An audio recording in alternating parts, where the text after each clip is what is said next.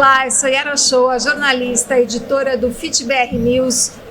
Mais uma vez aqui no comando do FitBR Cast, desta vez recebendo um campeão mundial de jiu-jitsu, 4 vezes campeão mundial, e eu não vou nem falar o resto porque eu vou me confundir, vou deixar que ele mesmo se apresente. Muito prazer ter você aqui com a gente, Fábio Gurgel. Obrigado, Yara, um prazer estar com vocês aqui. Eu fui 4 vezes campeão, já tem tanto tempo, né?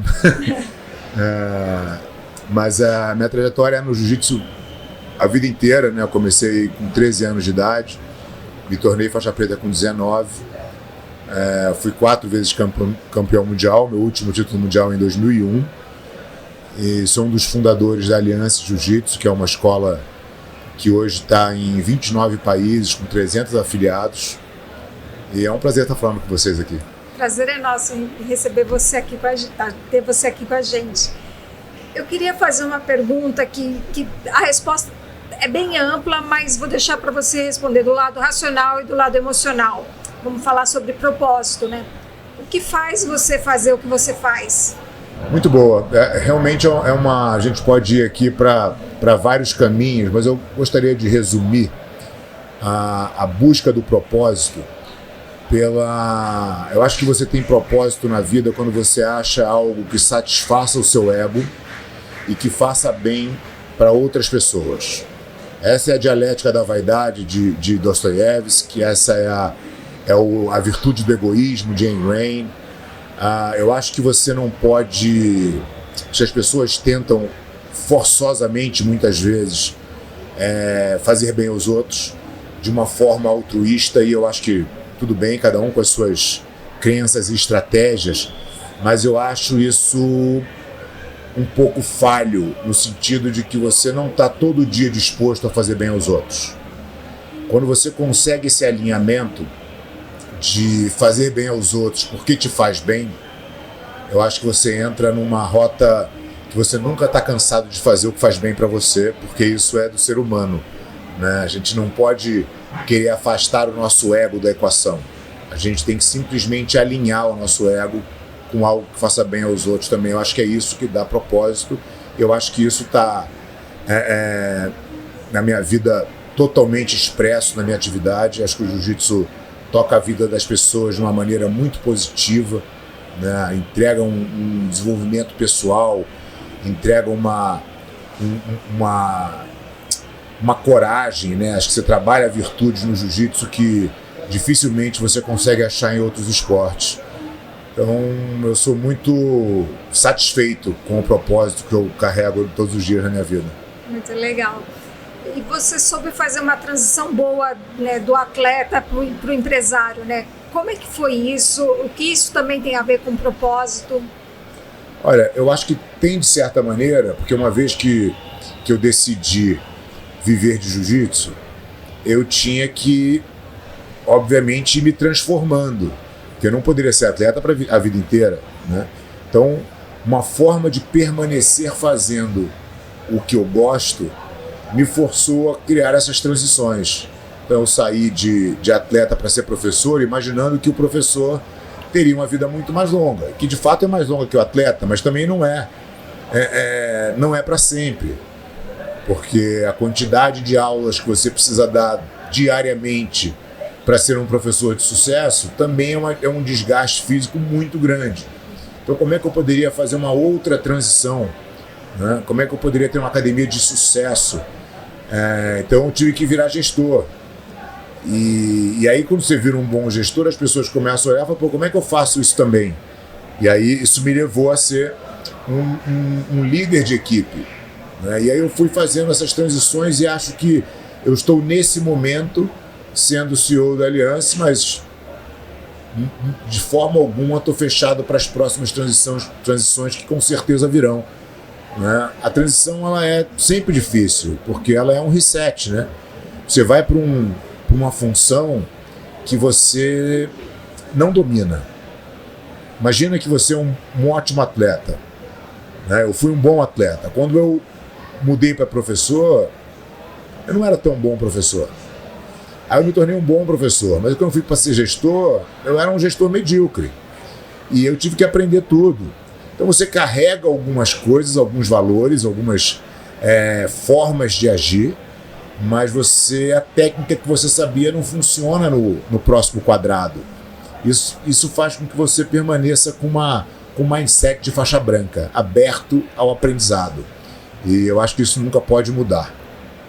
Quais são os principais valores, as principais lições que o esporte trouxe e você usa até hoje na sua carreira profissional?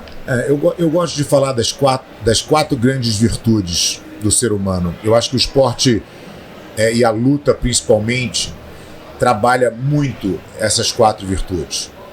O primeiro é a coragem. Eu acho que a coragem talvez seja a virtude mais importante que um homem pode ter. A coragem não é de forma alguma ausência de medo. Ela não é nem o oposto do medo, como as pessoas muitas vezes confundem, né? O oposto da coragem seria a covardia. Como você trabalha a coragem, como você enfrenta os seus medos, né? Te bota numa rota de desenvolvimento. Então acho que essa é uma virtude muito importante. A segunda virtude é a justiça. Eu acho que você tem que ser justo, acho que você tem que ser honesto com você e com os outros, né? Isso cria também um ambiente onde coisas boas flutuam ao seu redor, né? Quando você vai para o caminho do conveniente, a gente tem inclusive uma das frases da nossa cultura, sempre haja pelo correto, nunca pelo conveniente, porque o conveniente é sedutor, mas o conveniente te leva para uma rota meio parecida com o caminho da covardia, onde coisas ruins circundam, né? Depois você tem temperança. Temperança é você aprender a ser menos reativo, é você conseguir refletir nas coisas que acontecem ao seu redor, que você não tem controle sobre elas, mas que você possa aprender a como reagir melhor. E o reagir melhor está sempre ligado ao seu lado racional.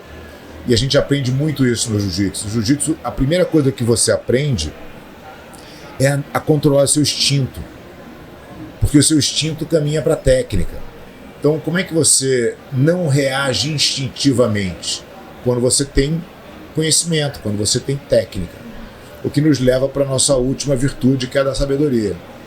A sabedoria é você ter um mindset de faixa branca, você está aberto a sempre aprender coisas novas, né? Você buscar conhecimento incessantemente, entendendo que ninguém nunca é bom de nada, né? Então, se você tem essas quatro virtudes na sua vida, acho que você está bem encaminhado. Aprender é bom demais, a gente não deve parar nunca, né? Nunca, jamais. Jiu-jitsu, a gente tem uma máxima que diz que você nunca será bom de jiu-jitsu, né? Sempre tem alguém que sabe mais do que você nunca vai deter. Pensa, e falando de jiu-jitsu, que é um universo muito pequeno, mas pensa na humanidade. Pensa na pessoa mais sábia que você já conheceu ou leu sobre, né? Essa pessoa não detém nem 1% do conhecimento do mundo. Então é muita prepotência de alguém achar que sabe alguma coisa, né? A gente tem que estar um eterno aprendiz. Gostei demais dessa comparação com a faixa branca. É legal se colocar Sim. mesmo na posição do faixa branca, do aprendiz, né? Eu acho que essa é uma necessidade para as pessoas se desenvolverem com humildade. Quais são os principais desafios do mercado para você, falando de negócios, de oportunidades? Olha, eu acho que o jiu-jitsu, o negócio jiu-jitsu é muito novo. Então imagina que a gente teve um crescimento exponencial. O jiu-jitsu está no mundo inteiro, mas os professores de jiu-jitsu, eles vieram sempre de um caminho único, que era: eu sou atleta, eu sou competidor, está acabando a minha carreira e eu quero continuar no jiu-jitsu, eu vou dar aula. Aí ele vira um professor. Aí ele vira um professor, ele quer ter a academia dele própria, mas ele não estudou para aquilo, ele não entendeu do negócio. Então ainda existe um campo muito grande de desenvolvimento nesse sentido. E eu tenho muito orgulho de poder compartilhar isso. Isso é uma coisa que eu faço independente de ser da minha equipe ou não. Eu compartilho com o jiu-jitsu as boas práticas do negócio. Porque eu entendo que se a maré subir, todos os barcos subirão, né? Então, quanto melhor for o nosso mercado, quanto melhor for o atendimento que uma academia vai dar para o seu filho No jiu-jitsu, né, o jiu-jitsu vai ser melhor colocado na sociedade, ele vai ser melhor falado, vai ter mais gente praticando e falando sobre o jiu-jitsu. E todo mundo ganha com isso, né? Então acho que a gente tem um monte de desafio. A gente tem que ainda evoluir muito, mas eu acho que a gente começou uma estrada boa. Hoje, cada vez mais a gente fala sobre inclusão, sobre atividade física para todas as idades, todos os corpos. O jiu-jitsu também é uma atividade para todas as pessoas? Absolutamente, totalmente. Jiu-jitsu sempre foi, muito antes de qualquer defesa de pauta de inclusão, né? Eu acho que o esporte em geral ao mesmo tempo que ele não é, né? O esporte ele tem duas características muito interessantes. Uma, ele vai potencializar o melhor, né? Então ele vai mostrar quem é melhor e vai mostrar que as pessoas não são iguais. Que elas podem fazer tudo igual, mas um vai ganhar, né? E eu acho que isso é importante as pessoas entenderem também, num tempo que a gente vive de tentativa de pausterizar tudo, né? E fazer com que as pessoas sejam iguais forçosamente. Não, elas não são iguais, e o esporte mostra isso todos os dias. No outro espectro, o jiu-jitsu sempre foi muito inclusivo, né? Socialmente falando, né?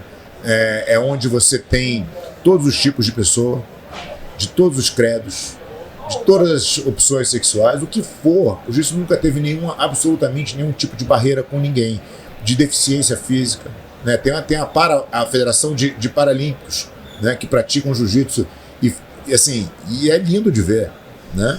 Então acho que cada vez mais as pessoas, obviamente, ganham consciência disso, né? E isso tende a se multiplicar. Mas eu entendo que o esporte em geral sempre é um ambiente inclusivo.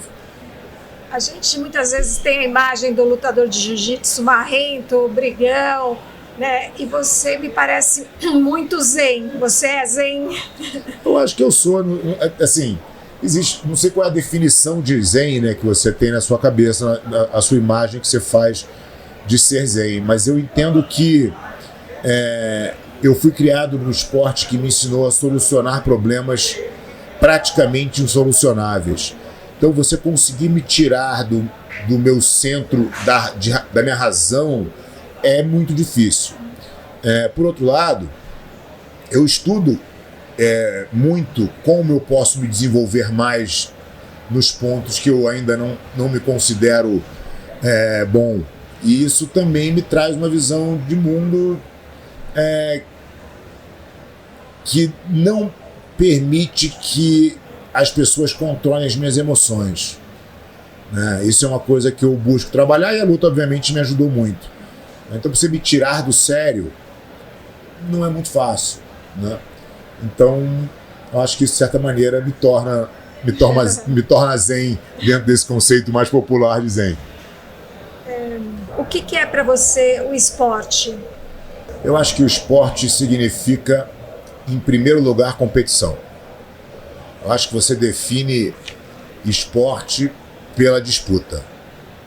Você pode fazer atividade física sem disputa, né? O que caracteriza o esporte é a competição. E a competição, ela é talvez a maior professora da vida, né? Eu acho que a gente consegue simular o que a gente vive no esporte, em qualquer esporte, com as dificuldades que a gente enfrenta na nossa vida no dia a dia. A vida é uma grande competição, né? Podem até tentar te contar diferente, mas não é, né? Quando você cai no mundo real, o mundo real é competitivo. O mundo real não tem espaço para todo mundo. O mundo real, as pessoas vão brigar por aquela vaga, por aquela oportunidade. E pode ser que você não pegue essa, você vai ter que brigar de novo para conseguir outra. E se você ganhar aquela, as pessoas vão brigar para te tirar de lá. É uma eterna disputa, né? E quando você se acostuma no esporte, o esporte te prepara para essas pequenas derrotas, te prepara para as vitórias, te prepara para ganhar e perder o tempo inteiro, te prepara para sucessivas derrotas antes de uma vitória. Então, eu acho que você fica mais preparado para a vida. Mas esporte é competição na sua definição mais básica. E falando nessa coisa de se colocar como aprendiz, Que atividade física você gostaria de fazer e ainda não teve oportunidade de fazer? Tem alguma coisa, alguma modalidade, alguma coisa que você gostaria de experimentar? Olha, eu acho que eu experimentei muitos esportes e continuo experimentando tudo que aparece na minha vida. Mas é claro que durante muito tempo eu fui um atleta profissional de jiu-jitsu e alguns esportes eram proibitivos para mim, porque eu não podia me machucar, né? Que vai desde você falar, cara, não vou jogar futebol mais porque o futebol vai me machucar, né? Por exemplo, snowboard é um esporte que hoje eu adoro e que eu só comecei a fazer depois que eu parei de competir no jiu-jitsu. E é engraçado porque eu fiz snowboard quando eu estava competindo, eu tinha 20 e poucos anos e eu fui fazer um snowboard na Califórnia uma época. Eu falei, eu nunca mais posso fazer isso, porque é muito legal, mas eu vou me arrebentar com certeza. Isso vai prejudicar a minha carreira. E eu parei. E eu só fui voltar a fazer snowboard muitos anos depois. E é um esporte que eu ainda estou aprendendo, né? Estou ali faixa azul. Muito legal. A gente vai para as considerações finais, já agradecendo a tua presença, a sua paciência, a sua generosidade em compartilhar com a gente os seus conhecimentos. Deixo com você a palavrinha final. Obrigado, Yara. É um prazer enorme falar com você aqui.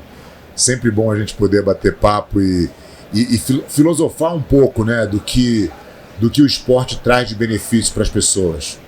Eu acho que isso é a mensagem. A gente sabe que a gente tem ainda muito a caminhar não só com esporte, mas com atividades físicas em geral no Brasil, né? Acho que o Brasil ainda pratica pouco, né? Eu acho que todo o espaço que a gente tem toda a chance que a gente tem de contar o quão importante isso é para o desenvolvimento das pessoas e para a vida das pessoas, a gente deve fazer. Então, te agradeço aí o espaço e a oportunidade. Nós que agradecemos. A Fitness Brasil está de portas abertas. Sempre que você tiver alguma novidade, quiser vir tomar um café com a gente está super à disposição. Muito obrigada, Fábio Gurgel. Obrigado, Yara. Um prazer.